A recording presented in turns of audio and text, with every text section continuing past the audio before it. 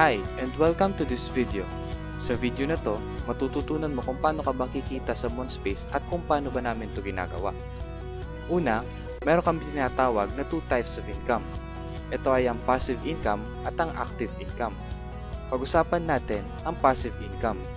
Sa passive income, pwede kang kumita dito na kahit hindi ka nagre-recruit at hindi ka nagbebenta. Pero ang tanong ay, paano ba ito ginagawa? Bago ang lahat, let's go way back from the evolution of money. Paano ba nagsimula ang pera? Nagsimula ang pera sa tinatawag natin na barter, kung saan you trade goods to goods.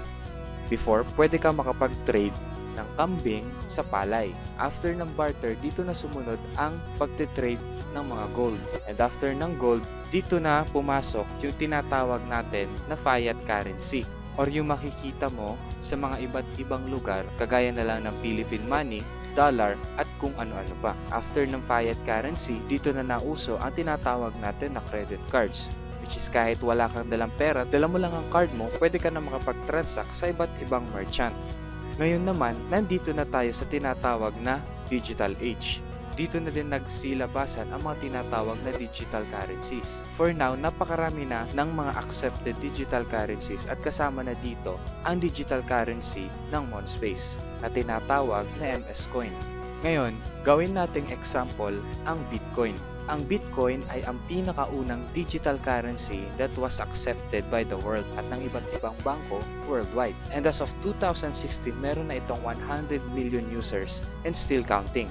Ang tanong naman dito ay, paano ba tayo kikita sa mga digital currencies or cryptocurrencies na tinatawag? Isa ditong halimbawa, si Koch. Si Koch ay nakapili ng 5,000 Bitcoins in 2009 na nagkakahalaga lang ng $27. And accidentally, nakalimutan na niya yung Bitcoin na nabili niya. And after 4 years, nabigla na lang siya na yung $27 niya, or in Philippine money worth 1,350, ay naging $886, or kung i-convert natin sa Philippine money, 44,300,000 pesos. Nakakabigla. Pero paano ba ito nangyari?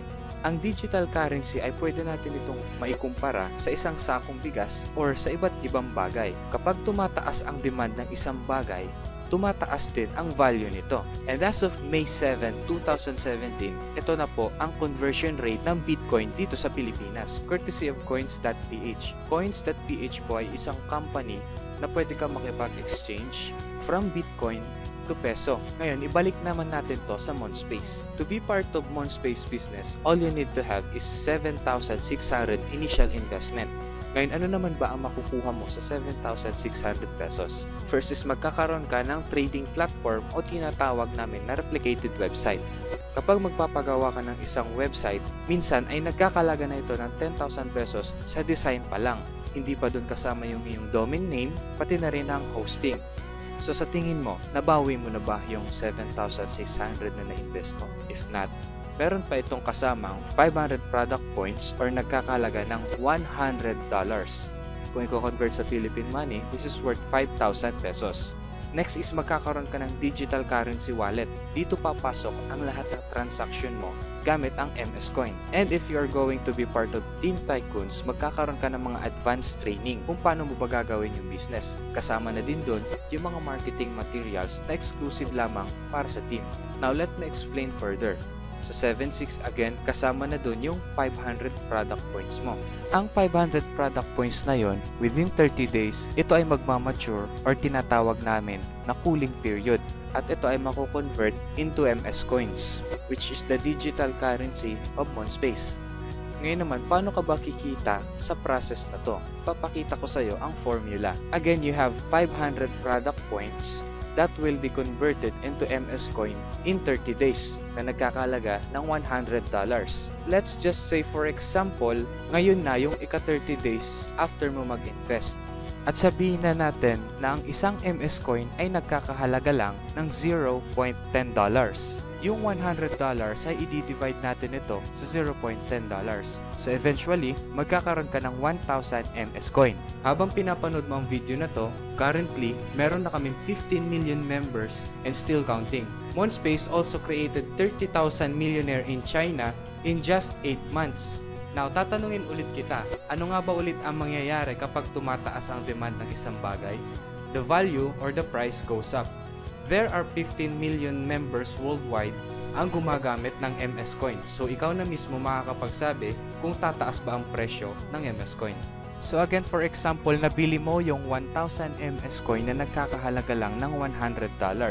Sabihin na natin na sa isang buwan or sa loob ng 2 buwan, yung $0.10 ay umakyat ang value up to $1. Ibig sabihin lang nito, yung ininvest mo na $100 worth of MS Coin ay magiging $1,000 na. Kung i-convert sa Philippine money, ito ay nagkakahalaga na ng 50,000 pesos. Kung halimbawa naman na yung dating $0.10 ay umakyat ng $10, ibig sabihin lang ay yung $100 mo ay magiging $10,000 or 500,000 pesos. And the list goes on. Halimbawa na lang na ito ay umakyat sa $20, ibig sabihin lang ay yung sinimulan mong $100 ay magiging $20,000 na or 1 million pesos. From $100 ay pwede kang kumita ng 50,000 to 500,000 or 1 million pesos depende sa kung magkano ang iaakyat na value ng MS Coin without selling and without recruiting. Ano ba ang ginawa mo? All you have to do is to invest, maghintay at kalimutan ang ininvest mong pera within 30 days. Again, kapag tumataas ang demand ng isang bagay, ibig sabihin ay tataas ang price nito. Sa 15 million members na lang na gumagamit at nagtatransact ng MS Coin every day, ibig sabihin lang nito ay napakataas ng possibilities na tataas at tataas ang value nito. Yun po ang isang way kung paano ka ba kikita sa type of earning na tinatawag namin na passive income. Ang susunod naman dito ay paano ka ba kikita sa tinatawag namin na active income. Sa active income, earned by referring and building your organization. So, ibig sabihin, every time na meron pumapasok sa organization mo at may nai-refer ka, meron ka pong kinikita. Magsisimula po ito sa tinatawag namin na direct referral. Sa direct referral, pwede kang kumita ng 100 bonus points or 1,360 every time na makapag-sponsor ka ng person directly sa organization mo. So, let's just say for example, this is you at meron kang na-refer na isang tao, ikaw ay magkakaroon ng 1,360 direct referral. Next ay ang tinatawag namin na leveling bonus. Sa leveling bonus, you can earn 300 bonus points or 4,080 for every encoded members in your left and right binary genealogy. Once po na magkaroon na kayo ng replicated website or yung tinatawag namin na trading platform, dito nyo po makikita yung binary genealogy.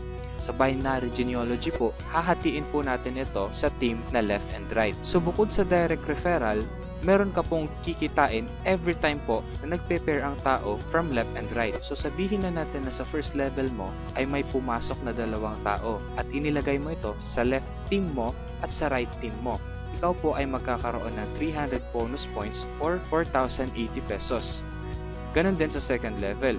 Sabihin na natin na yung pumasok sa'yo ay nakapagpapasok din ng tig-isa from left and right organization mo, magkakaroon ka pa rin dito ng 300 bonus points or 4,080 pesos.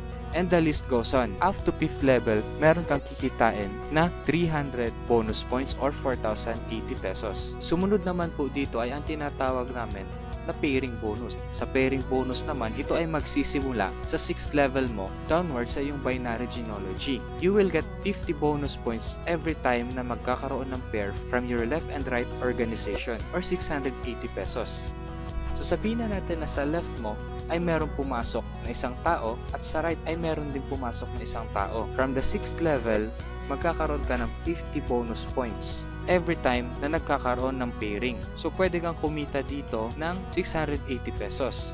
Sabihin naman natin na sa 7th level, yung dalawa ay nagkaroon din ng tig-dala-dalawa.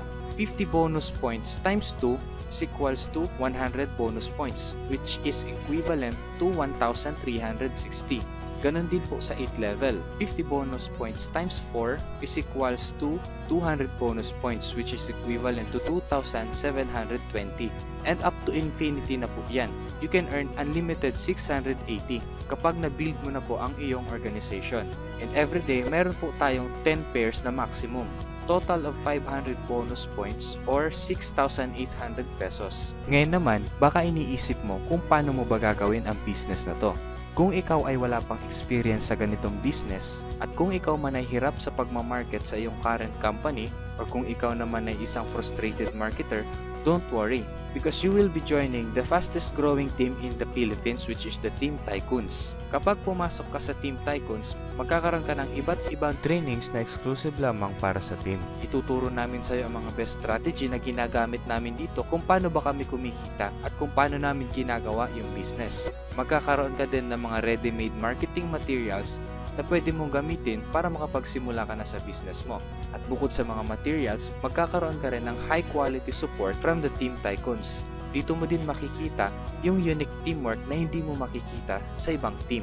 Sa Team Tycoons, handa kaming tulungan ka para ma-boost ang iyong business. Ngayon, after mo naman mapanood ang video na to, dalawa lang naman ang pwede mong gawin.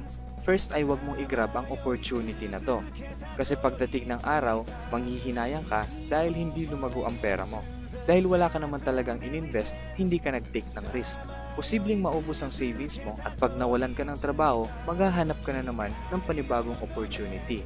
Sasayang ang oras mo, habang kami tuloy-tuloy ang paglago ng aming digital coins at i-harvest na lang pagdating ng araw. Ang pangalawang option mo naman ay i-grab mo itong opportunity na ito at sumabay sa amin, and in the future, may bibigay mo ang financial freedom at quality time sa family mo. Just remember this, kung ano man ang problema mo ngayon at wala kang ginagawang bago, asahan mo, wala ka ding makukuhang pagbabago. Decide and take action today and join the fastest growing team in the Philippines, the Team Tycoons.